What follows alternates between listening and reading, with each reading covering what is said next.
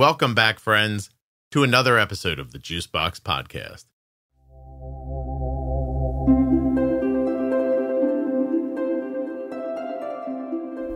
Samantha's back. She's a returning guest, and she's here today to talk about how her child's type 1 diabetes led her to find out that she had a rare disease, and that saved her life. Please don't forget that nothing you hear on the Juicebox Podcast should be considered advice, medical or otherwise. Always consult a physician before making any changes to your healthcare plan or becoming bold with insulin. When you place your first order for AG1 with my link, you'll get 5 free travel packs and a free year's supply of vitamin D. Drink ag1.com/juicebox. Don't forget to save 40% off of your entire order at CozyEarth.com. All you have to do is use the offer code JUICEBOX at checkout. That's JUICEBOX at checkout to save 40% at CozyEarth.com. Don't forget, if you're a U.S. resident who has type 1 or is the caregiver of someone with type 1, visit t1dexchange.org/juicebox right now and complete that survey. It will take you 10 minutes to complete the survey, and that effort alone will help to move type 1 diabetes research forward. It will cost you nothing to help. Today's episode is sponsored by Medtronic Diabetes, a company who's working to make the invisible visible through their Blue Balloon Challenge. Life with diabetes is like doing everything in life while trying to keep a balloon in the air. The blue balloon is a powerful metaphor for the daily struggles that those living with diabetes go through. Medtronic invites you to join the challenge by taking a video of yourself balancing a balloon while doing something in your everyday life. Post your challenge on social media with the hashtag Blue Balloon Challenge and follow at Medtronic Diabetes on Instagram to see other Blue Balloon Challenge videos. Today's podcast is sponsored by Touched by Type 1. Check them out on Facebook, Instagram, and at touchedbytype1.org. If you're looking for an organization who's helping people with type 1 diabetes, you're looking for Touched by Type 1. Hi, my name is Samantha Arsenault, and I am in Orlando, Florida. That was easy, wasn't it? Yep. Always the hardest part. It was perfect. You had your voice was all nice. You paused, collected yourself. It was lovely. And that's for everybody listening. That's how you do it. Sometimes I'm like, whenever you're ready, go. And before I can say go, they're like, I'm Bill. And I'm like, all right, Bill, slow down, man. It's like, we're not in a rush. Yeah. So Samantha, you are a past guest. Let's tell people that. Yeah. So I've been on twice before, and the topic both times has been regarding insurance and between how to kind of appeal for things and fight your way through insurance guidelines, as well as how to save a bit of money picking your insurance. I'm going to look to see if I can figure out what episodes you were on. Well, one was the beginnings, the bold beginnings. So, yep. And then the other one, I believe, is episode 67, but I could be wrong. It's in the 60s. That's insane. It's episode 61. You were on the show 61. In 2016? Wow, okay. Yes. Very early on. Oh my God, that's 8 years ago. That's fascinating. That's how long we've known each other. Oh, wow. Look at us. But today we're not talking about insurance. We're going to talk about an experience you've had with your kid and your life. I don't really want to direct you through it. So why don't you just tell me the story and then I'll ask questions. Yeah. So when I first reached out to you, I had a couple different things going on, and it just kind of seemed like very odd coincidences related to type 1. But I think I'm probably the first guest that you'll have on your show who can genuinely say type 1 diabetes saved my life. So that's kind of like my claim to fame now. So I had a situation where obviously my daughter was diagnosed with diabetes very early. She was 22 months old. Her name's Michaela. And I was pregnant with my second daughter at the time. And, you know, you kind of go through that panic when you're first diagnosed of, is this going to be hereditary where my other child can get it? So I started down this rabbit hole, so to speak, of DNA testing, genetic testing, just trying to, in my mom brain see, does Michaela have one version of a genetic mutation and does my other daughter also have it? So I submitted all of our DNA through 23andMe.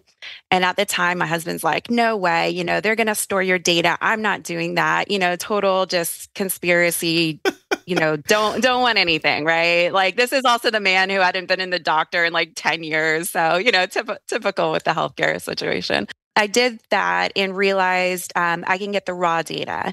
So when you go on 23andMe and you submit for the health I give you your files, and then you can take that data and upload it to other companies that will do a little bit of a deeper dive than what 23andMe is able to. So I use this company called Prometheus, and it was $10 to upload this data. And it kind of it doesn't diagnose you with anything, but it takes studies that are out there and gives them a rating as to how much of a correlation there is to what your DNA is presenting as.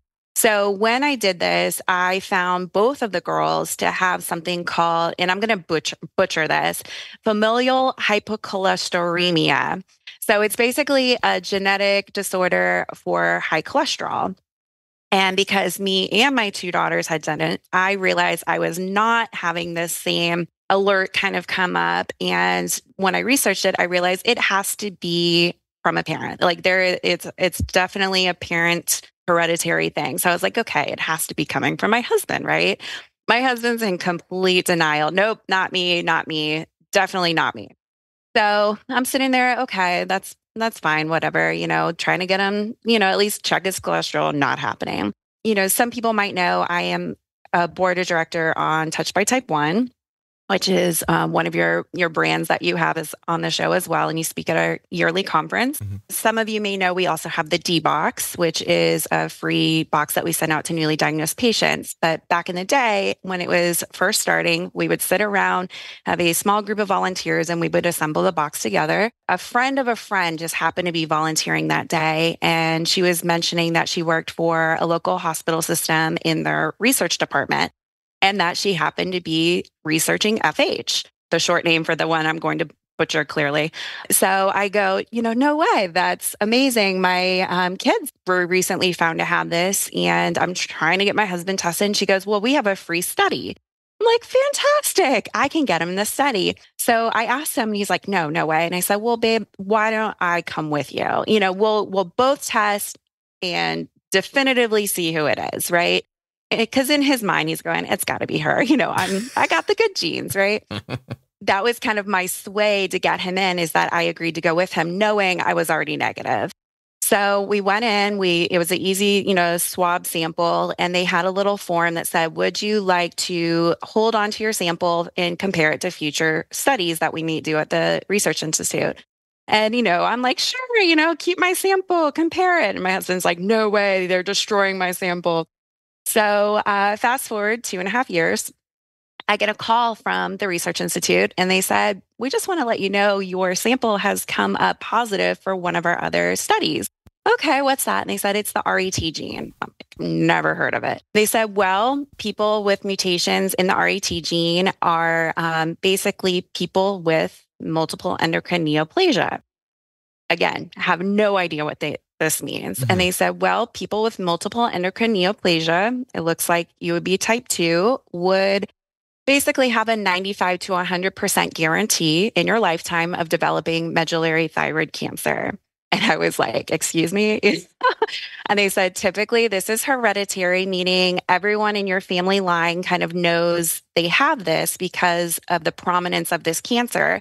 So they will start testing babies for this. And if they're found to have this mutation, their thyroids are removed by age 5 so that they don't develop this cancer. Obviously, getting this news at 37, I'm like, what does this mean? I'm 32 years late, apparently, but go ahead. Yeah, exactly. And no family history whatsoever. So mine happens to be, so first of all, let me give you some stats about this disease so you kind of know. It's 1 in 40,000 people get this. So it's considered a rare disease. Out of those cases, 5 to 9% are de novo cases, which means there's no family history. So you're taking a rare disease and you're kind of breaking it down even further. Mm-hmm. And then out of the cases of MEN2, there's 5% of us who have the less popular, I guess you would say, codon changes. So like 95% of those cases are from, certain codons. And then there's like the little 5%. So I'm like, you're going like 5 to 9% are spontaneous mutations, essentially. And then 5% of those are this, even rarer codon. At the time, it was like not found until 2014, this variant to begin with. And there's only like 30 people that they've identified in the world who have my particular variant. The how thing with how many? 30. Jesus, go ahead. So the thing with medullary thyroid cancer is that there are basically no symptoms until you are already stage 4. So if you have a symptom before stage 4, typically it is going to be diarrhea, which, as we know, a lot of different diseases present as diarrhea. Stage 4, the statistics for survival rates are in the 40th percentile, which means it's a very, very deadly disease. I never would have known I had this disease had it not been for my daughter's type 1 diabetes. You would have just pooped and then died. Yeah, pretty much. Oh, good times. This is like insanity. So of course, then it's like, the studies, what do you do with this information? It's not like, hey, we have a pill we can put you on, or here's what you do. It's like, what do you do? Well, obviously, I'm going to go get tested to see if I already have cancer at 37 when you're telling me most people are getting cancer in their 20s and early 30s. So thankfully, I will say, I was found to not have an aggressive codon, which means the moderate risk. It could be anywhere from your 20s to your 70s when you develop this. So that's kind of like a unique thing that Sam, type 1 saved my life. That's nuts. Now, did they take your thyroid out? So that is the possibility. So I actually was in contact with one of the leading thyroid cancer doctors. He actually lives in Tampa, so not too far away. And he said, listen, you are able to test, now that you know that you have this, you can do certain tests. And basically there's something called calcitonin. So interestingly enough, with all your thyroid series, Scott, this is not something that impacts your TSH, your T3, your T4, even though it's all still in your thyroid. You will have still perfect numbers of those levels because it is going to affect the calcium producing part of your thyroid. So again, never kind of like causes these crazy symptoms where people are going to get tested to see if they have this cancer. For Leah, her husband plays an instrumental role in helping her keep her balloon in the air while managing all of life's ups and downs. He is my biggest supporter, my biggest cheerleader, my shoulder to cry on. This episode is sponsored by Medtronic Diabetes, a company who is working to make the invisible visible through their Blue Balloon Challenge. This person loves me and wants to take care of me and wants to understand what I'm going through and help take on that burden. That's why he's my community. He has helped me continue to live a healthy life with type 1 diabetes and not reach those breaking points. Sounds like between your husband and Medtronic technology, you're able to keep that balloon in the air longer. 100%. I think it is such a perfect analogy because if you've ever tried to juggle a blue balloon while doing all your other daily tasks and managing diabetes and all that stuff, such a spot on analogy. As part of this year's Blue Balloon Challenge, Medtronic will be donating to Breakthrough T1D to support their work to achieve affordable access to current therapies, drive adoption of innovative technologies, and fund research for future T1D breakthroughs. Post your video on social media with the hashtag Blue Balloon Challenge and follow at Medtronic Diabetes on Instagram to see other Blue Balloon Challenge videos. Touched by Type 1 has a wide array of resources and programs for people living with type 1 diabetes. When you visit touchedbytype1.org, go up to the top of the page where it says programs. There you're going to see all of the terrific things that Touched by Type 1 is doing. And I mean, it's a lot. Type 1 at school, the D-Box program, golfing for diabetes, dancing for diabetes, which is a terrific program. You just click on that to check that out. Bowl for a Cause, their awareness campaigns, and the annual conference that I've spoken at a number of years in a row. It's just amazing, just like Touched by Type 1. Touchedbytype1.org, or find them on Facebook and Instagram. Links in the show notes. Links at juiceboxpodcast.com. Yeah. In the end, this is a thing that like 30 people are going to die from. So they're probably nobody's looking for it. Like at your age, especially. So here's the thing too. So if you look at all the black box labels for like Ozempic and Wegovy and, all of these GLP-1 inhibitors, you essentially. You can't take them if you have a family history of medullary thyroid cancer or multiple endoneoplasia type 2. Oh, that's me. So when they're doing this like warning and it's literally for like a handful of people in the world, you're like, oh, apparently I'm one of them. Yeah, and, I was like, man, that would have been nice to have, this drug that I could take to lose weight. Nope. No, can't do that. Do you know why? Why can't a person with... So there are studies that have shown in rats, so it's not a human study. that GLP-1 in rats, they developed medullary thyroid cancer. Jeez. So they're like, we don't even want to risk it. Everyone listening just thinks of those words as a thing that happens at the end of a commercial. Yeah. And it's true. Like there are reasons that some people cannot take this.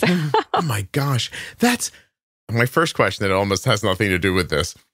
Has this changed your husband's mind? Well, at first he was in complete denial that I had MEN2. He's like, there's no way. He's like, there's no way. So then we did the confirmation testing that came up positive. No, do they really want to remove your thyroid? But I mean, does he think the man's coming for him with his information that they're keeping on their computer, or like? He's a little bit of a conspiracy theorist, and that How many beans in a him. can do you have in your basement? Just tell me that. Well, I'm in Florida, so we don't have basements, but we definitely have had some prepping. Listen, I'm laughing. He'll be the only one left alive one day. But wow, isn't that interesting? Well, I'm glad you pushed through all that. Also, you tricked him into going to the thing. I thought that was... I totally did. But you know what? It worked out for the best because he actually, I was able to push him to go see a doctor. And now he's able to kind of manage his own cholesterol issues because lo and behold, guess what? He did have high cholesterol.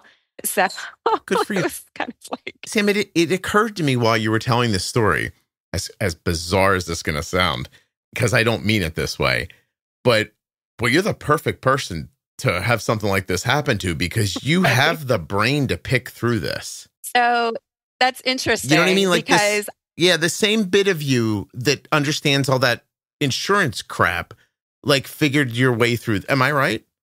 Well, the thing with the insurance crap is that in order to even get to that level of doing the appeals, I read through so many different research papers. I actually have a degree in clinical psychology, so I've been trained on how to write these types of papers. Granted, it was many years ago, and I definitely could not do that nowadays, but I at least kind of know how to pick through that and what I'm looking for. So compiling all of that information kind of like gave me the research on where to find things, how to get the data I need out of it. And so I found one singular paper about my particular codon that I was able to kind of like use. And then the harder part wasn't necessarily even my husband believing, I had this disease. It was getting my endocrinologist on board, believe it or not. How? What happened? Because he was just like, oh, she thinks she has this disease. It was all like, I'm reading the notes and I'm like, I think I have this disease. I sent you the data that's part of his hospital chain, by the way. Right. It came from his geneticist, his, research institute. And he's like, she thinks she has this disease. And I had to educate him on what tests I needed. And it was just kind of like, okay. He hit you with the Dr. Chat GPT over here tells me she has a rare form of like that. Yes. Oh, I see. Yes.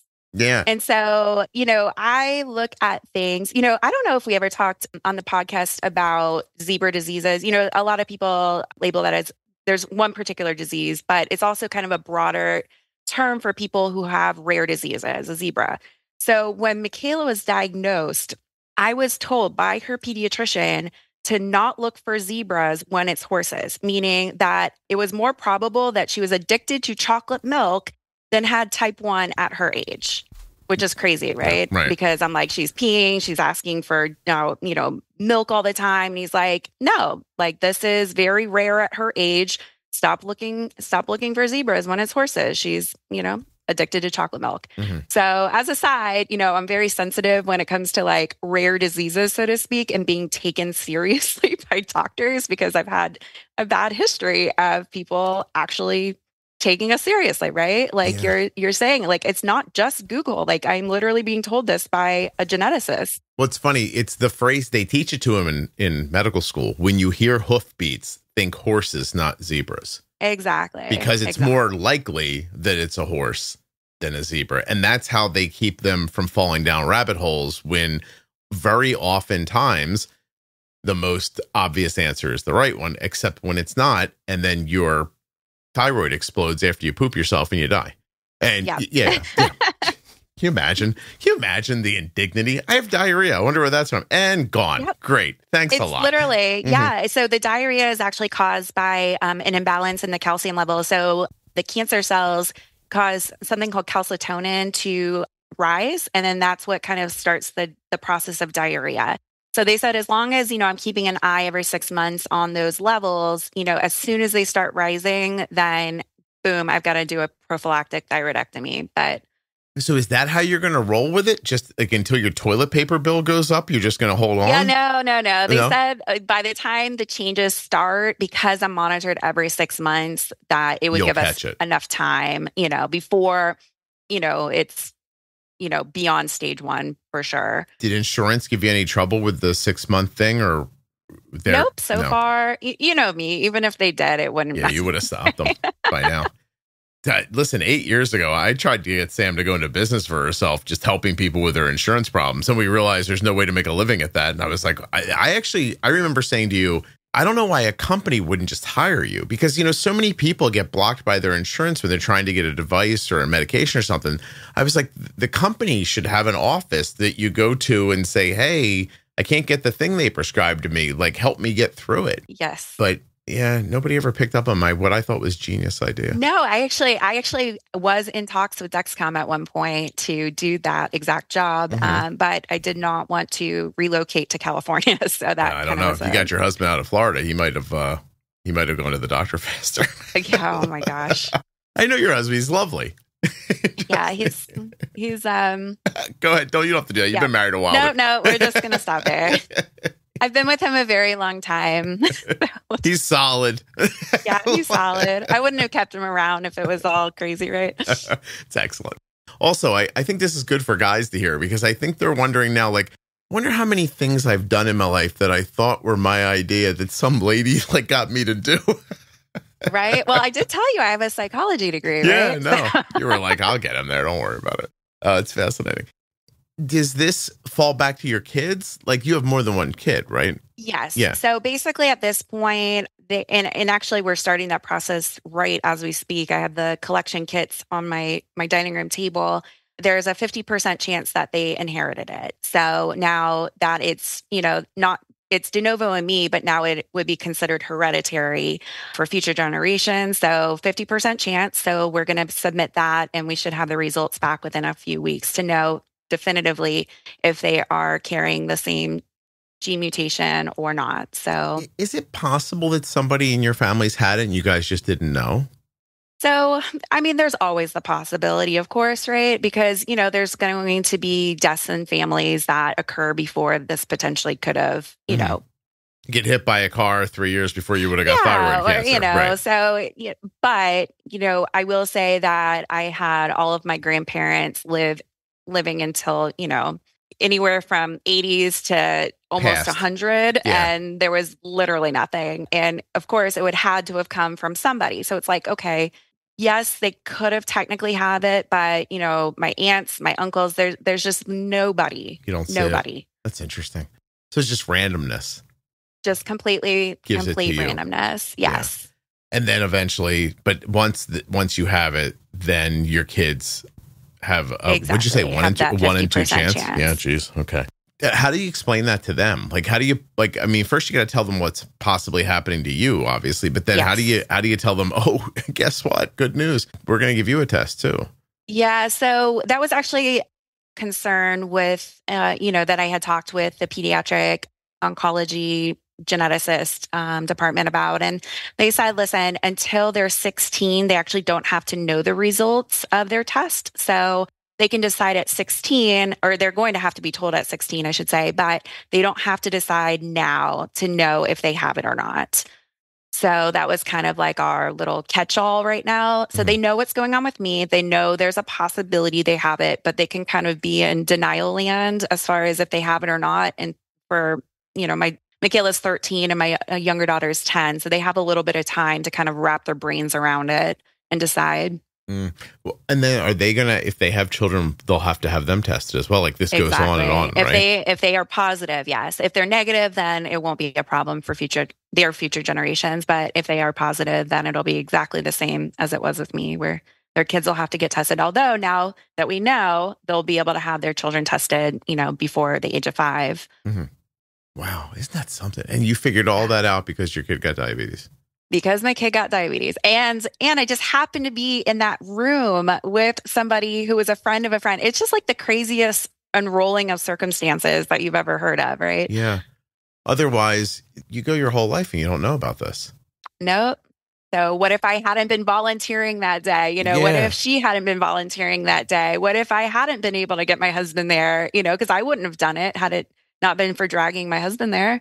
Yeah. Wow. Isn't that so? Can I ask you now that I think the answer is obvious, but I'd like you to tell people, like, better to know things than not know them, right? I am definitely on that train of thought. My husband, not so much. He's just kind of like, if I die, I die, right? Well, yeah, but I'm like, no, I would rather know. People say that right up until they're dying, and then they think, oh, I should have. Like, you know what I mean? Yes. The should have comes out then. Like, I get the wanting to be lucky about it, but if it's going to happen anyway, knowing gives you a chance. Exactly. And I think that to me, that's where my brain lies. Like I'd rather try something.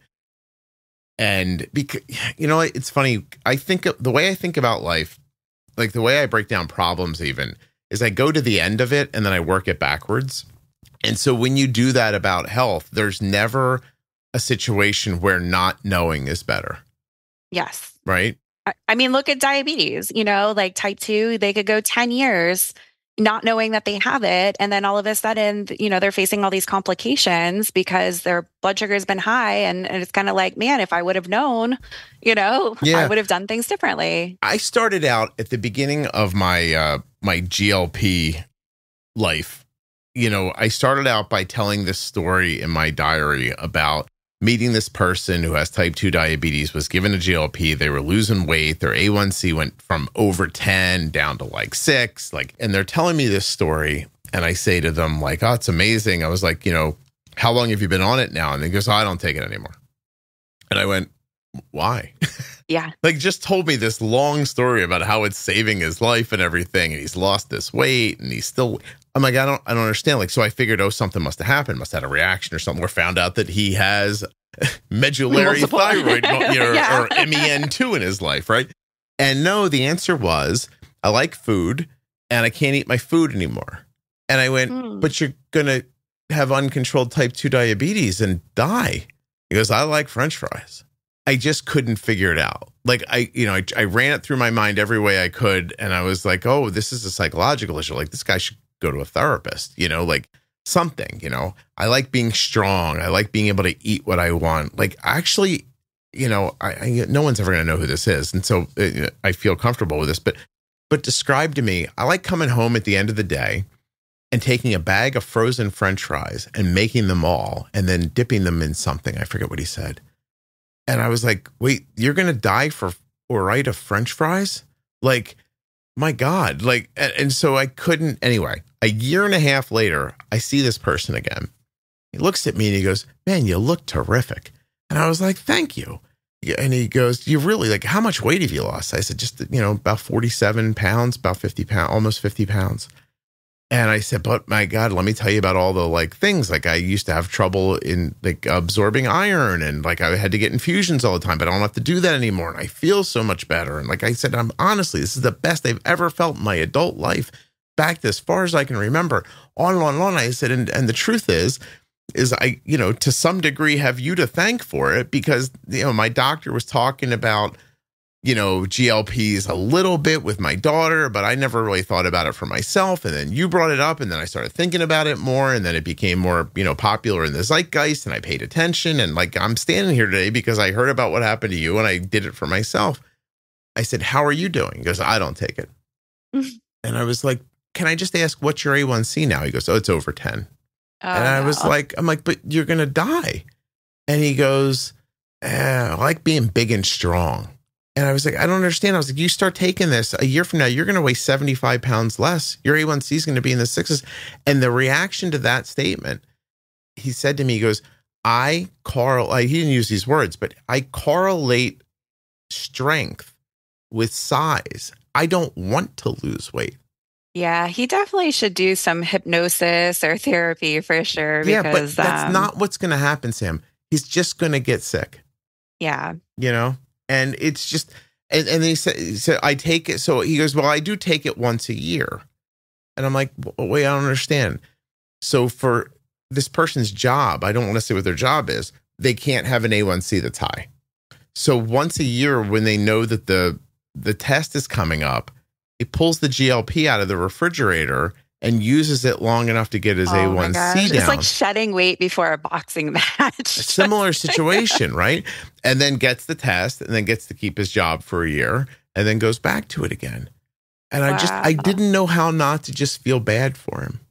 But as I'm talking to him, I'm thinking, this can't be the only person who thinks this way. Mm-hmm. And I just wanted him to have like 5 seconds of how I think about it, which is you go out into the future and you find the day in your life that the thing happens to you and you work it backwards and see all the things that led up to it and realize that on this day right now, if you just started doing this, none of these things happen. Yeah. And I do think, there is quite a difference between mindsets. I'm a very curious type person. So that's kind of evidence with a lot of things in my life. Mm-hmm. And it just happens to pass along through the health sector. But, you've got, say my husband, he's like, I don't even have time to think about other things outside of my general little bubble because he's just go, go, go on his daily things. He doesn't have time, so to speak, for the curiosity. But your brain says, when you won't have time, when you're dead because we didn't do this now, right? Like that's how you think about it, right? I want to bring up something else too. We were talking about coincidences with diabetes, and this one I think will be, along the spectrum of conspiracies, right? Well, but I love the conspiracy. Go ahead. Yes. So, and part of the whole thing with my husband is he is in the solar energy field. So, he does run across quite a few preppers and, end of the world type. So it kind of like fuels that mindset. But he works for, at the time, it was considered a small company, maybe had 50 employees max. Out of those 50 employees, only, a handful actually had kids during a certain time. So you're talking maybe 15 kids max. And 3 of them all aged within a year of each other. So it's 3 girls who are, within 12 months of age of each other, were all diagnosed with type 1. And I was going, what kind of Aaron Brockovich situation are we dealing with? That 3 out of like 15 kids, all the same age, would be diagnosed with type 1. Like statistically, you're talking 1 in 400 kids are diagnosed with type 1. So you would need, theoretically 1,200 people, 1,200 kids, and how many employees? So I'm just sitting there thinking like, okay, is there something in the water? Is there something in the dirt that was brought in? And it just got me thinking about clusters of type 1 diagnoses. Okay. And I found another one in a city not far from here where a lady was telling me her son, the backyard neighbor, so literally their backyards touch, and the person who was on the corner, 3 boys, all diagnosed within 6 months of each other. And I'm like, okay, I'm starting to kind of pick up that there's heavy usage of fertilizers in this general area, both where my husband used to work as well as the land. It used to be orchards and farmland. So I'm like, is there some kind of like thing, Aaron Brockovich, if you're listening, start researching Central Florida. Because it's very, very odd to me that so many people are in these little clusters. And I hear it time and time again, specifically related to geographical location. Mm-hmm. That, there was a school in Georgia that had like 16 type 1 seniors at their high school. It's kind of like, what is in the water? What is in the land? How could that have happened? That's kind of my tangent, the little conspiracy part of me. You could easily get me to think about this. Yeah. And me go, this makes sense. Well, because everybody always says, I don't have family history. I don't know how my kid got this, and it just kind of leads you to, well, what is like kind of the trigger on this? Oh my God. Listen, I have no idea about anything, but I'll tell you right now, if a certain fertilizer was used and it changed people's gut bacteria a certain way. And like, you know, there's got to be, to your point, like in the teens, number of people all in the same grade. Come on. You know what I mean? If that's random, then boy, that's a weird form of randomness. It definitely should be looked at. How would you not want to look at something like that? Exactly. Yeah. I mean, people are always asking, you know, how did my kid get this? And I'm like, listen, you know, I have a theory. Obviously, genetics do play a portion of the role, but for those people without, and it's not just to say type 1, it could be, you know, many autoimmune diseases fall under this kind of like difference in how the body's processing their exposure to the environment. Like you said, the gut bacteria or inflammation in general. When you have that situation and it's clustering, I do think that it's kind of like a glaring light, like should be shown on the area. Yeah. What is in our land? Yeah. Who's doing that? That's the problem, right? Who are you going to get that one accomplished? It's easy when you look and you're like, oh, my dad has a thyroid thing and there's a type 1 uncle and like, and then he married my mom and my mom has celiac and like, you know, and you go, oh, okay, well, that makes sense. Right. You know, but yeah, to your other point is like, where does all that start? Why are there so many autoimmune issues? Why do they grow over time like this?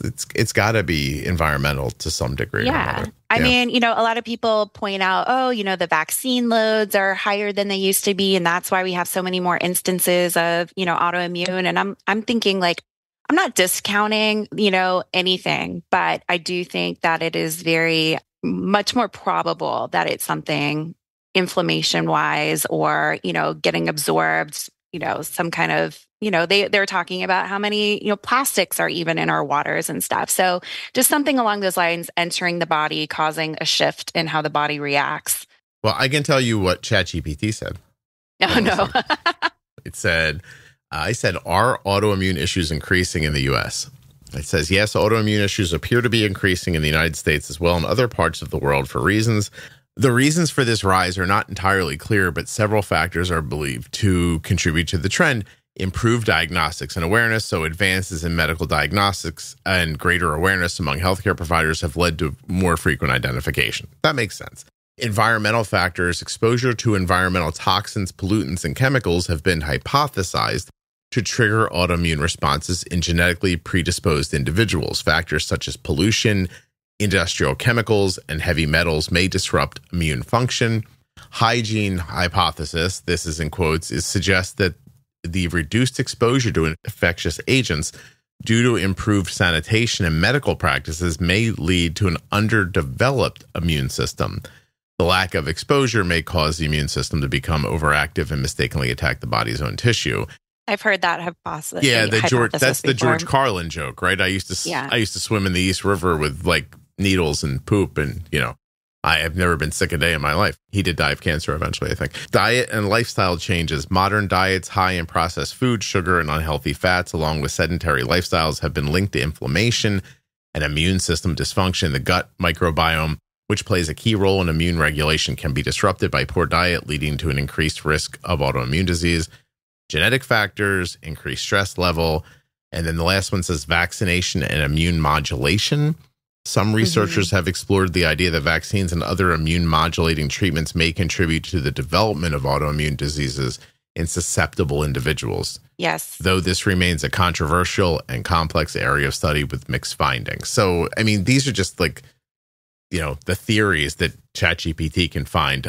It says examples of autoimmune diseases on the rise are celiac disease, MS, RA, and type 1 diabetes. So yeah, I mean, and you know, it doesn't have to be necessarily even one certain answer, but you know, if someone out there is looking to study, come to Central Florida, and we can kind of narrow that environmental one down. Sam will point you to a patch of dirt. I'll give you a couple of streets. I'll give you a couple of streets to go test. Right? Yeah.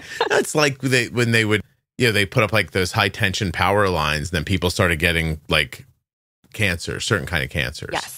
Yeah. And then people are like, I think everybody living on this street has brain cancer. That's got to be a thing, right?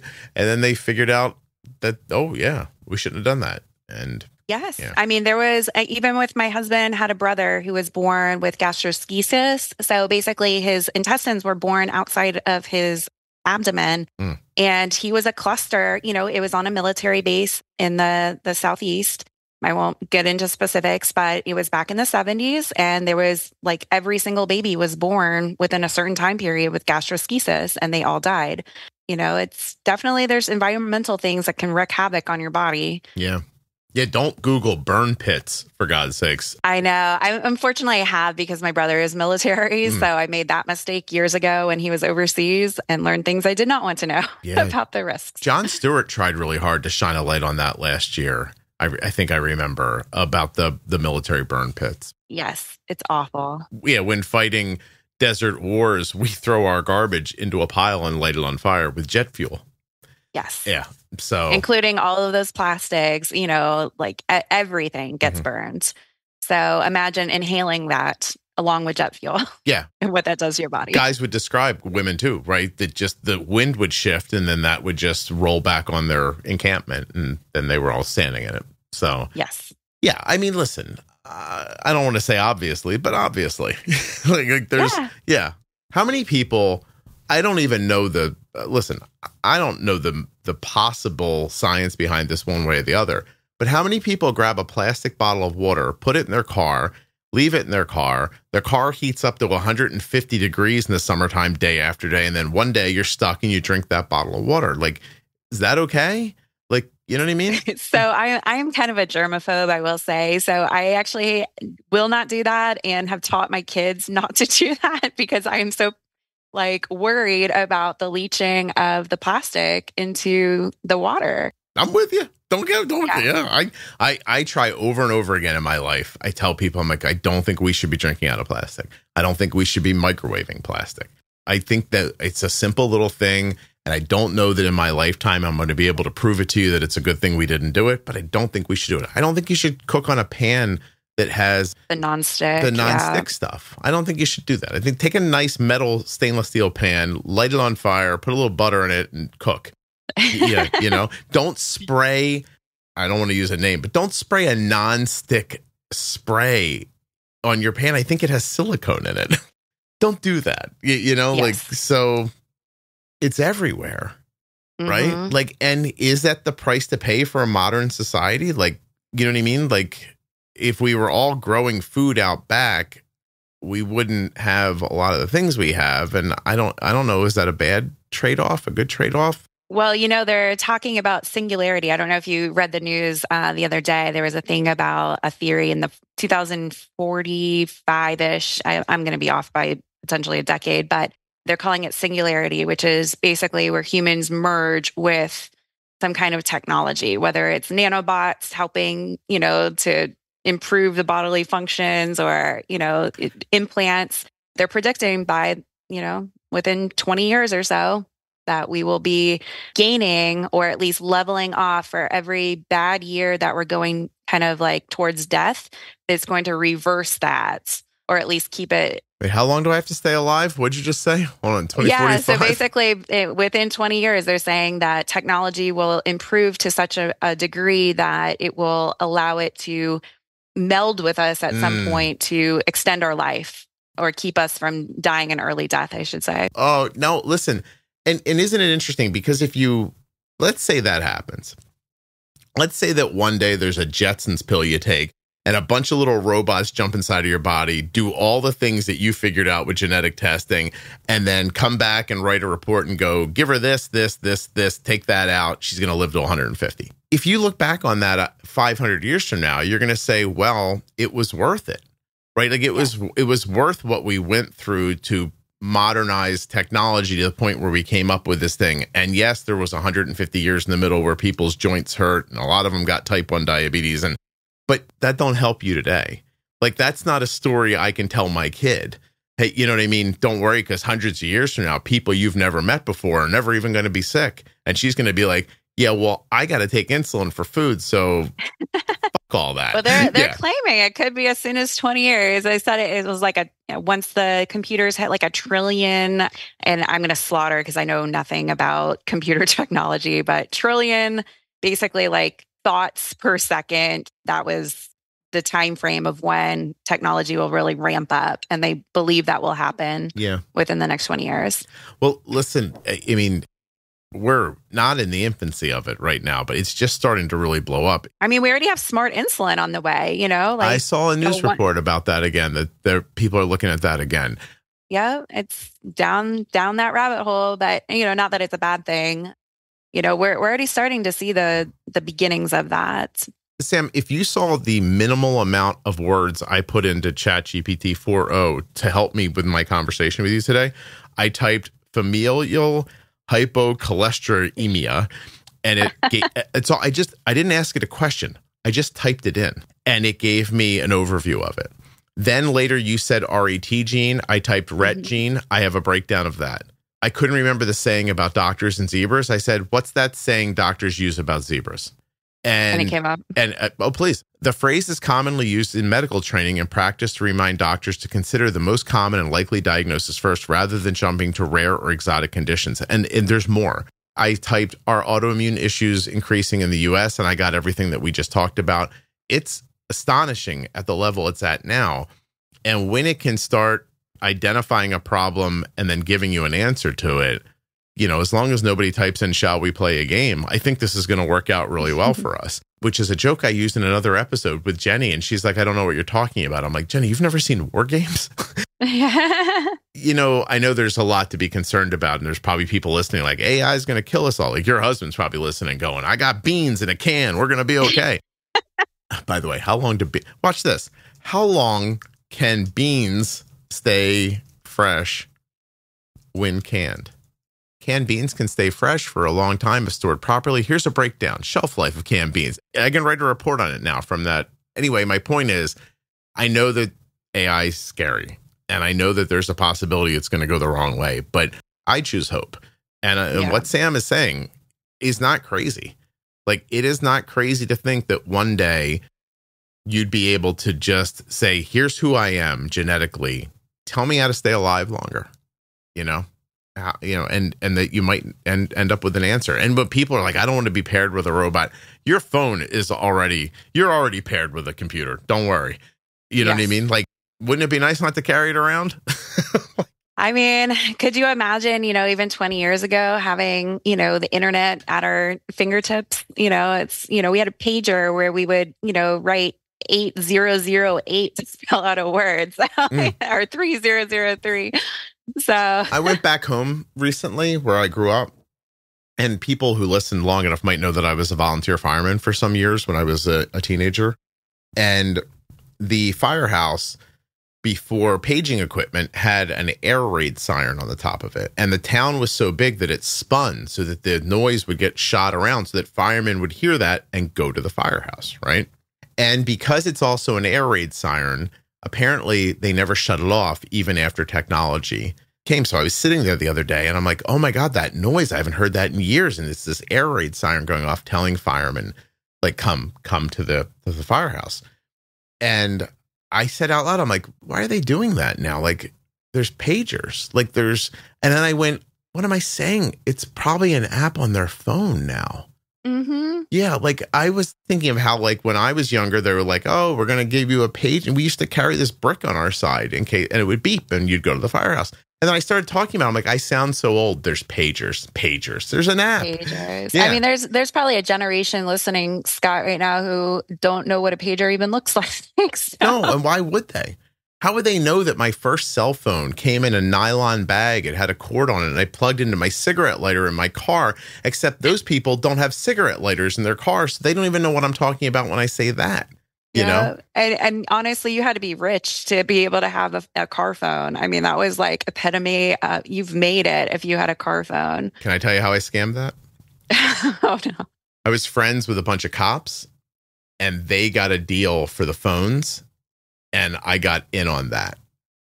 Of course you did. You got to know somebody. You got to know somebody. So I had the phone. Right place, right time. Phone was free, and I can still picture it. But I never used it. It was literally an emergency device because a phone call cost 99 cents for 60 seconds. So nobody used them. They just had them. was ridiculous. But it makes I hope people understand that this conversation makes the point. Like, you got to do the thing so you can improve on the thing, so you can get to the point where it's now, I mean, what do they say? My iPhone has more computing power than what we shot like the guys to the moon with. To the moon. Right? I've heard that. And we all have more access to information than the president had in the 80s. You know more about the world right now than Ronald Reagan knew when he was the president of the United States. That's insane. Yeah, I mean, right? I grew up in that generation. You know, they call my generation like the Zennial. So I'm kind of stuck between Gen X and millennial, where, you know, that was our first thing. I had the encyclopedias at home, but then I also was able to have internet at one point in my high school. So yeah. Now, I mean, there was a world where an encyclopedia, my mom and dad bought a set of encyclopedias on a layaway plan. We'd get one book like every few months. They were expensive. They were like $500-$600 for a set of knowledge, basically. Like, otherwise you had to go to the library. So the library. Yeah. When I was a kid, I was one of the few kids in my class that was allowed to use the Dewey Decimal System, like the card catalog. Yeah, I understood how to use it, and the librarian was like, "You can use it, they can't." I was like, "Yeah, dummies." And meanwhile, I've read like 3 books in my entire life. Oh no, I'm a big bibliophile, so I love books, but now they're all on my Kindle, so I don't have to go out of my house to acquire them. I saw a lady floating in the ocean with a Kindle the other day. You know, I don't blame her. If I had the waterproof version, I would too. I was very impressed. She's out there just reading. I'm like baking. I'm still flaking all over the place, by the way. Oh, Scott, I had one more circumstance, and I want to get your opinion while we're still on. So I have another theory, right? It was obviously is age subjective because my daughter was diagnosed at 22 months, but she was sick on Christmas Day. She ended up being diagnosed in March. So you're playing with about 3 months there. And she was 18 months old at Christmas time. She got sick, and I immediately started noticing like her energy started going down, meaning she didn't necessarily want to go up and down the stairs by herself. Before, she would just fly up the stairs, fly down. Now she was more cautious, didn't really want to go up them. She wasn't having the language explosion that they always say 18-month-olds have, where they're gaining, you know, a word a week or so, or even a couple words per week. Just those are the steps the pediatrician says will developmentally happen with kids that age. She wasn't progressing. She would have maybe 1 new word a month. You know, you're talking about 3 words in the time between Christmas and the end of March. The day she was diagnosed and we were introduced to insulin at the hospital, Scott, I kid you not, she had 3 new words in 1 day. And so I go back and I'm like, you know, thinking about it, I do think type 1 diabetes had a huge role in a developmental delay. You know, not so far as to this could be a symptom, but it does make me question if someone is seeing kind of those reversals or stationary kind of growth in their kid. Is this something related to sugar? Is it because she did not have the insulin unlocking those cells to cause, you know, this action of learning new words in the brain? She just did not have enough energy to do that because she was focused so much on the actual physical energy, those gross motor skills, that she didn't gain the developmental portion of learning the, you know, the words. So just kind of like throwing it out there to see if you've heard this before, or is this a new theory? Well, I've never heard anybody say that, but it made a lot of sense to me. And of course, I went to my overlord and ChatGPT. What did they say about it? It could. My question was, can undiagnosed type 1 diabetes impact a child's development prior to the introduction of insulin? It says yes, and here are the ways. Growth delays, poor nutrition utilization, muscle wasting, pretty obvious, but cognitive and neurological effects. Hyperglycemia, high blood sugars, prolonged high blood sugar can affect brain development and function. Cognitive impairments such as difficulties with memory, attention, and learning may occur. Ah, okay. Maybe they pulled that from my blog from years ago. Not funny. It wouldn't be great if like gotta learn it somewhere. Hold on a second. Watch this. I'm gonna copy that, paste it, and say, where did you get this specific passage. They're like the defunct blog from no. It says it's general medical knowledge and understanding of effects of prolonged hyperglycemia of cognitive function. Sources information include medical textbooks, reviews, clinical studies, guidelines from health organizations. Like, so, you know, it's funny. I have an episode called, what is it called? I have an episode about this because it is a thing that, generally speaking, people don't believe. I used to say a lot more when I was younger, when the podcast was younger. I would say, I want my daughter's blood sugar to be low, normal, and stable so that she can be the person she's meant to be, because higher blood sugars impair you. And do you have any idea how many people write and go, you don't know what you're talking about? That doesn't happen.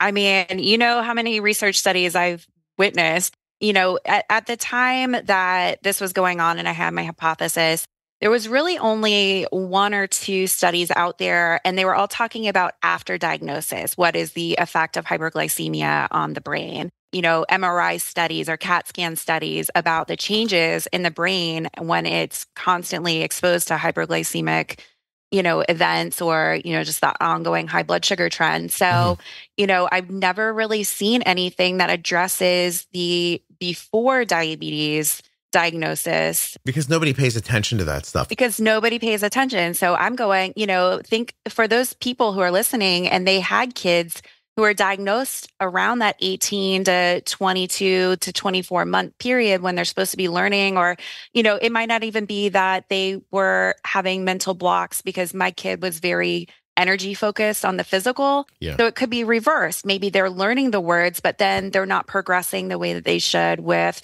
walking or, you know, doing those gross motor skills. Sure. You know, they're only having a certain amount of energy. Where is that energy getting expended? I just listened to Mark Cuban the other day talking about that pharmacy business he started. And he was talking about one of the ways it got, like, he had the idea. And I forget what contextually, it's not important, but what he said was he realized when he saw that, remember that guy that put that cancer drug price up and he got thrown in jail? I don't remember his name.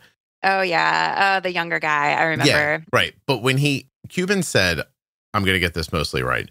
He said that when he saw that somebody could just wildly change the price of something and that it was just okay for so long, what it made him think was nobody knows what's happening. This entity exists, but nobody really understands it. Well, that's because PBMs are shrouded in mystery themselves. Nobody can even tell you what a PBM does these days. Right.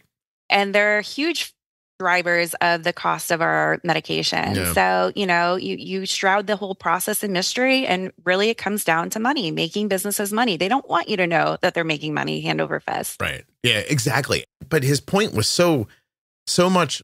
I expanded on it in my head, which is how many things do we all do every day? You don't even know why you're doing it. It just happens. And maybe there's some people taking advantage of it, but what about the situations when nobody's paying attention, but nobody says anything because it all just sort of seems okay? I feel like that's what you're talking about. Like, maybe nobody talks about developmental delays with undiagnosed kids who will eventually have type 1 because they don't know it's happening. And then once they know they have type 1, the focus isn't on looking for that sooner in other people. The focus is, well, let's fix it now for this kid because now we have a diagnosis. But, you know, going back to my original point about this episode, 485, it's called Altered Minds. We had to make an episode about it because so few people believed that vacillating or high blood sugars could impair you. They're willing to believe if you're low, you're impaired, but not if you're high. It is definitely both. Yeah. and the research is out there. So I don't know why this is such a controversial thing for these people to write in and tell you don't know what you're talking about. For the same reason your husband doesn't want to go to the doctor. Right. Well, he's just in denial land, but, you know. People with type 1 diabetes don't want to think like something that I'm trying so hard to handle and maybe isn't going the way I want to is now impacting like the words coming out of my mouth or my ability to understand something, or the way I saw it originally with Arden, which was if her blood sugar got much over 180, she literally slowed down when she was running. Her foot speed decreased. Yep.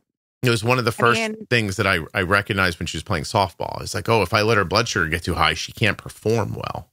And I've heard the same thing when my daughter's blood sugar is high or low. She says, you know, my knees don't work. Mm-hmm. And, that was her explanation when she was little. My knees don't work.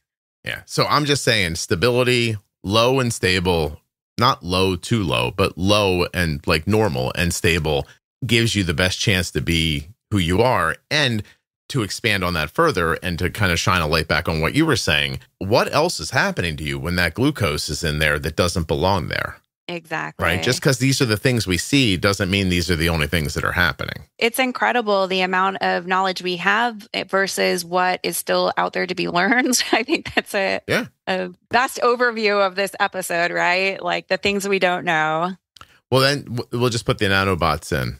I wish, right? Can they take my thyroid out for me too, so I don't have to go through surgery? I would imagine so. Yeah. One day they'll send in a nanobot with a knife, and it'll just. Exactly. Oh man, I wish. Do you want to know what the current state of nanobots in medicine is? Sure. Nanobots are being developed for various medical applications, including targeted drug delivery, minimally invasive surgery, and diagnostics. However, these applications are mostly in the experimental phases or in early clinical trials. Some research has focused on creating nanoscale sensors that can detect biomarkers of diseases within the body, such as cancer cells, pathogens, or even specific genetic mutations.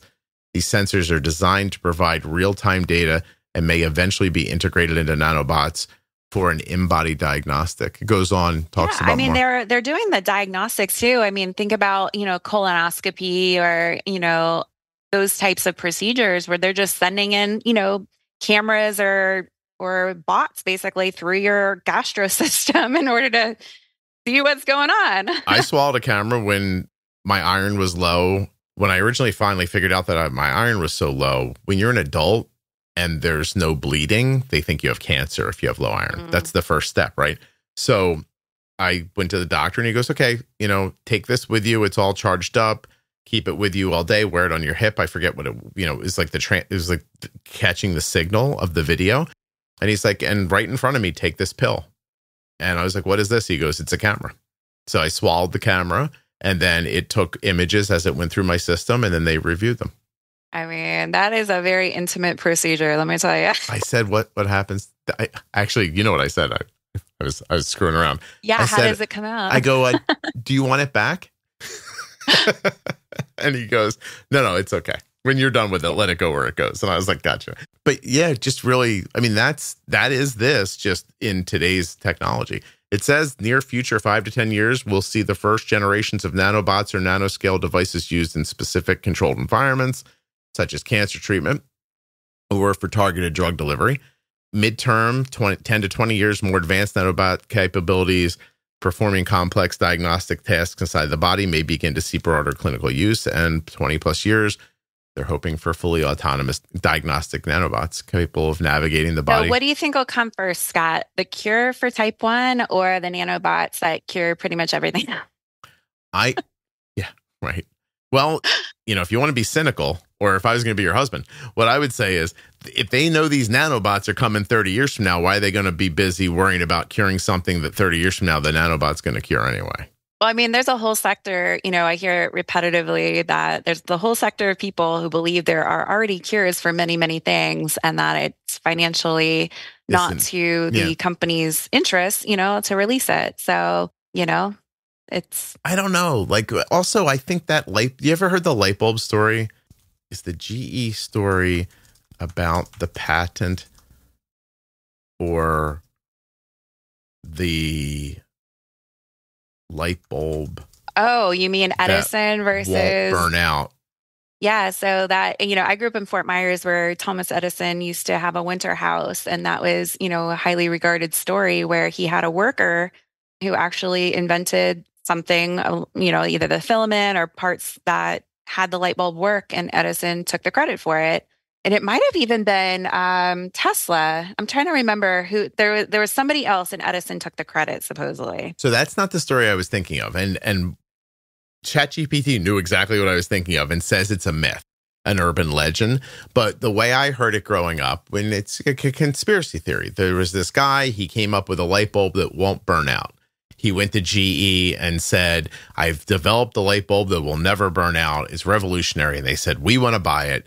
Bring it in. Bring all of your work, etc. They brought him into a room, said, these are all your samples. Yes. This is all your data. Yes. And they paid him for it and burned it all up in front of him. That's the story I heard growing up. But that story, which I'm not the only one that heard because ChatGPT knew it immediately, it says that it's an urban legend. So, but I think that kind of stuff gets it into people's heads. I believe that if there was a cure to something, we would know about it. And I go on the theory that people can't keep their goddamn mouths shut. So if somebody knew, especially in a world of social media, somebody would know and be like, I'm going to be famous for this. And they'd spill the beans. Unless that's true. Yeah. And you can't pay everybody off.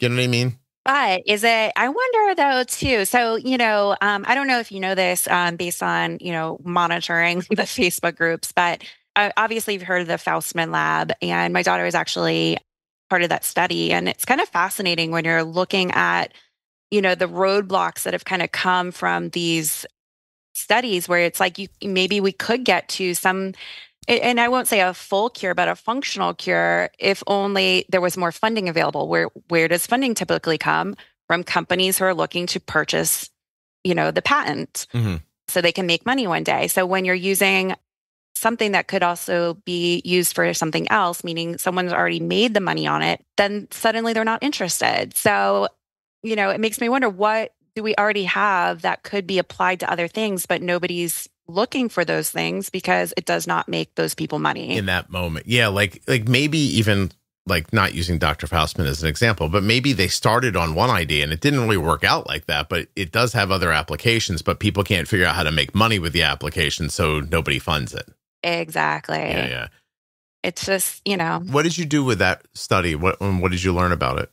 So basically I went in and I wasn't quite sure, how it worked. I just heard, the results from the adults were really, really positive. It was showing that there's lower glycemic variability for the people who had gotten the real thing versus the placebo.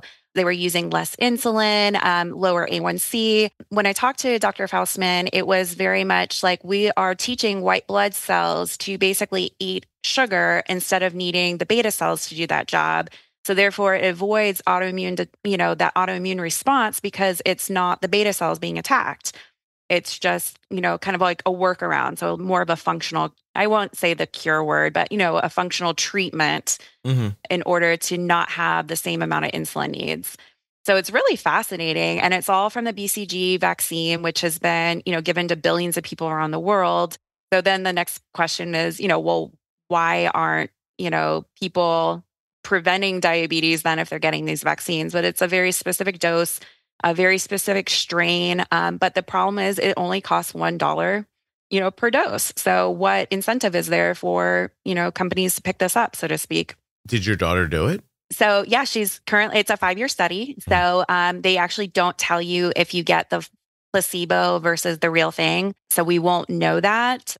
She is going to Boston and I've been to Boston twice and we're going back at the end of the month. So it's a really fascinating study. The process in general. Yeah. Yeah. I had her on once and I thought it was interesting. I mean, she's using the BCG vaccine, tuberculosis. Tuberculosis. Right. Yes. And I was like, all right, cool. But I haven't really heard anything. And I'm a little cynical too, because it's easy to be, right? When my kid was first diagnosed, I had the same experience that so many people have, right? Like you flip on the news one day or you jump online and you see that they've cured a mouse of type 1 diabetes and you think, that's it, it's over. Yeah. 5 years, right? It's Until you realize that, what works on a mouse doesn't work on a person, but you don't know that because you've never been around disease before. It's maybe your first time because you just got diagnosed or whatever. And I remember I went to my wife like an idiot. I was like, oh my God, I can't believe we're so lucky. Arden was diagnosed with type 1 diabetes just a year before they're going to cure it, because that's how it felt. And now I refer to poor naive Scott. Yeah. And now I refer to that time as, now I realize that these labs need funding. So they all dump their whatever they have out into the news as press releases, hoping to get more funding. And now I call that cure season. It really does boil down to, trying to get your best foot forward in order to get money. This is a study when Michaela was first diagnosed. So she's been diagnosed for 11 years now. This was one of the first studies I had ever heard of where I was like, oh my gosh, there could be, a cure or something that makes her not have to take insulin. And then it was just like dragging out so long because of the funding. So they're just now into pediatric trials. The good thing is it's for people who've been diagnosed for a long time. So we didn't kind of miss the window that so many other studies have, which is recent diagnosis, because she has well sailed past that threshold. That was kind of my thought process is, and getting my husband on board, honestly, now that I've kind of shared some of this conspiracy. Obviously, he's not a huge vaccine proponent, but I was like, listen, this one has been around over 100 years. It's given to billions of babies around the world, the most well-studied vaccine. So at the very least, she's protected against tuberculosis. My kid's definitely not getting tuberculosis. Yeah. It's very nice of you to support research like that. That's awesome. Yeah, real and nice of your daughter too, because it's travel involved and. Yes, the travel has been a little difficult, but she actually wants to go into the medical field in the future. She wants to be a nurse practitioner. So this is kind of right on that mindset of very curious. She kind of obviously got that one for me, not my husband. So very curious mind. What should we call this episode? Bigfoot, aliens, and diabetes, something like that? Well, I mean, like I said, how many people can say type 1 diabetes saved my life and other odd coincidences. Yeah, and other odd coincidences. That's great. Yeah. And Bigfoot, I'm going to write at the end. Yeah. And Bigfoot. Yeah. That's awesome. I'm enjoying talking to you so much. We're going to see each other soon, right? Yes, we will. Touch by Type 1 has their annual conference next month in September here in Orlando. So as usual, you're one of our highlighted speakers. Oh, it's going to be fun. I got told to stop talking about it because I guess they sold. There is the registration is closed. Yes. We're over 500 registered. It's free, but at the same time, like you have to register, to do it. And I was like, Touch by Type 1 buys ads on the podcast. And so in the ads for a while, I was like, hey, I'm going to be speaking at this thing, go do it. And I got a note one day from somebody and they were like, stop. Yes. No, we are fully, we do have a wait list, but even the wait list is kind of lengthy at this point. So, and it's at a beautiful, beautiful conference center, the JW Marriott here in Orlando. So, if I was looking for a conference, that would be a fun day for me. So. Well, I'll go out on a limb here and say a thing that it may be 6 months from now when this comes out, people will be like, I wonder if that's really going to happen. And I don't really know for sure. But Elizabeth and I have been talking about Touch by Type 1 setting up me speaking at other places in the country. So yes, I have heard. Have they been talking about that? Yes. Good. So hopefully she and I had a conversation. She's like, I could facilitate that. I was like, really? And I was like, cool. I was like, I don't want to charge people. How do we do this? So she's looking into it. And I was really excited. So I think she's trying to get one in the first one in Philadelphia, maybe. Okay. So, I know they were trying to figure out where good places might be. So yeah. And I believe didn't you put a poll on one time recently about to give her cities to look at? Yes, so I did see that. That was really cool. It's very good for your ego when you're like, where should I go? And you come back a day later and there's just thousands of responses. I'm like, oh, it's so nice. Yeah, it looks like Philly because I can drive to it. And, as a test thing. And she actually said to me, she's like, could you speak at the Kimmel Center? And I was like, could I? I'm like, I'm going to have somebody mention that at my funeral if that happens. I was like, I'm not familiar with Philly, but I'm assuming that's a fairly big center. Yeah, I was like, yes, please. Can we dig my mom up so I can tell her? Well, that's the thing. At the conference, unfortunately, I am one of the speakers who ends up yearly as someone against your time slot. And I will tell you, it's no fun having to have a time slot opposite you because you definitely draw the crowd. So I can only imagine, going into a new area, the amount of people that would be registering to see you. I hope so. And also nice of you to tell that story because when I tell it, I sound like I'm bragging. Actually, there's a short list of people I have that are still angry at me because they flew somewhere to speak and their slot got put against mine. And then 3 people went into their room to listen to them talk. Yeah. Thankfully, I'm my ego is not going to be hurt. I'm there regardless of whether I'm speaking or not. So yeah, well, other people's egos have been hurt and they've spent a lifetime trying to fuck me because of it. So oh no. Yeah, those people are not pleasant. That's a different story. Thank you for doing this. This was terrific. I don't know why I should have you on more often. You're very natural at this. Thank you. Yeah. I mean, I think we've been trying to schedule this since last conference, September of 2023. And right now, as we're recording, it's August 2024. So, Only took a you year. are a busy, busy man. Well, no, also your family is very busy digging a tunnel from Orlando to Cuba. It takes a lot of time. Oh, man. Let me tell you, it wouldn't be Cuba. I'll tell you that. I would love to interview your husband. I'd be like, tell me what's going to happen when they come for us and just let him talk. Oh, man. Yeah, I won't say he's off the deep end because, I do spend a lot of time reeling him back in too. But I will say it has been very difficult with the amount of fake news and in the media or online to kind of like go through that mental analytical process with him of like, do you really believe this? Or is this something someone is posting because anybody can post anything versus, like you got to like use your brain and just don't look at something and take it at face value. I watched the thing happen to one of my kids the other day. I don't even want to say which one, right? They have a political belief and came and said something to me. I said, oh, that sounds weird. Like that doesn't sound quite right.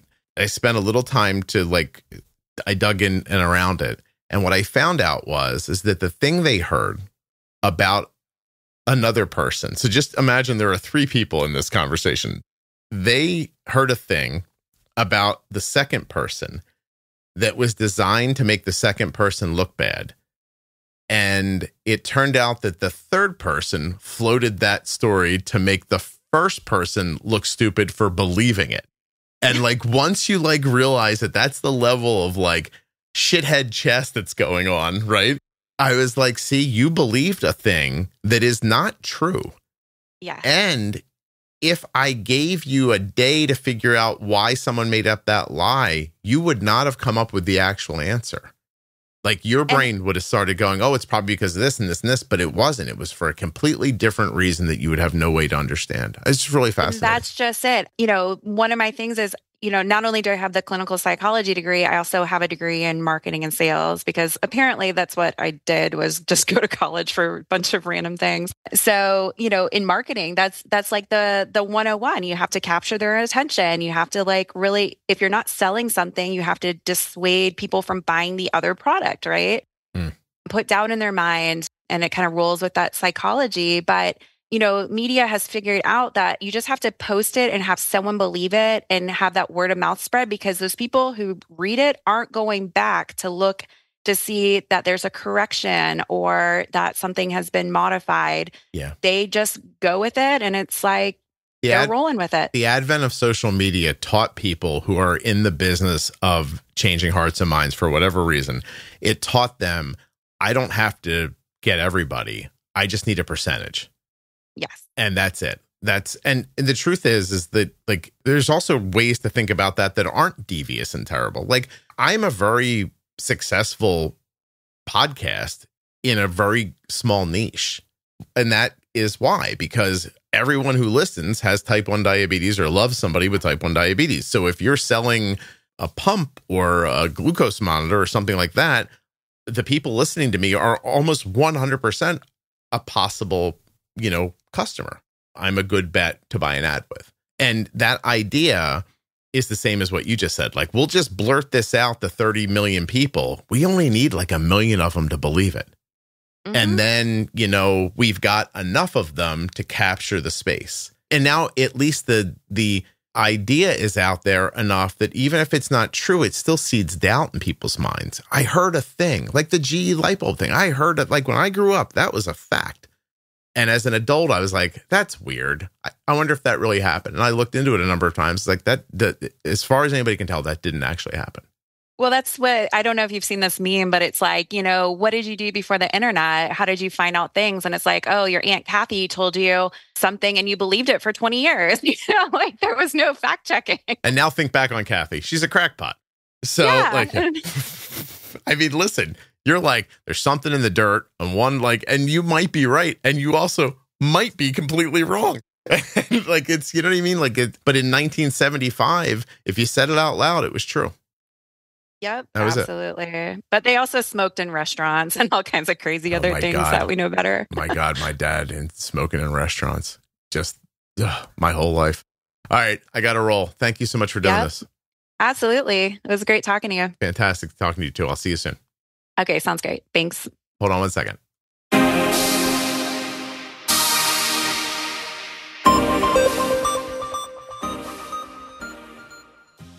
A huge thanks to Touched by Type 1 for sponsoring this episode of the Juicebox Podcast. Check them out on their website, touchedbytype1.org, or on Facebook and Instagram. Today we heard from Leah, who will be participating in her own Blue Balloon Challenge. Follow at Medtronic Diabetes on Instagram and use the hashtag Blue Balloon Challenge on social to see inspiring videos from Leah, Aaron, and other people living with diabetes. And you can join the challenge yourself or with your support squad to show how you're keeping your balloon in the air on top of everything else in life. Are you starting to see patterns, but you can't quite make sense of them? You're like, oh, if I bolus here, this happens, but I don't know what to do. Should I put in a little less, a little more? If you're starting to have those thoughts, if you're starting to think, this isn't going the way the doctor said it would, I think I see something here, but I can't be sure. Once you're having those thoughts, you're ready for the Diabetes Pro Tip series from the Juicebox Podcast. It begins at episode 1000.